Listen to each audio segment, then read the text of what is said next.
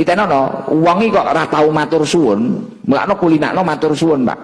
Matur suwun njaluk ngapura iki kulinakno. Wong nek karo wong liya ora patek duwe matur suwun, iki mesti karo Gusti Allah ya ora duwe matur suwun. Ya ora ngawaki ngono, udal-udul tenan malaikat ntelon dicek cangkeme. Ya tenanan. Mesti ngono kuwi. Tapi nek wong kuwi engko titik-titik mewong dilalah disuguhi kopi, mulih ya muni matur suwun.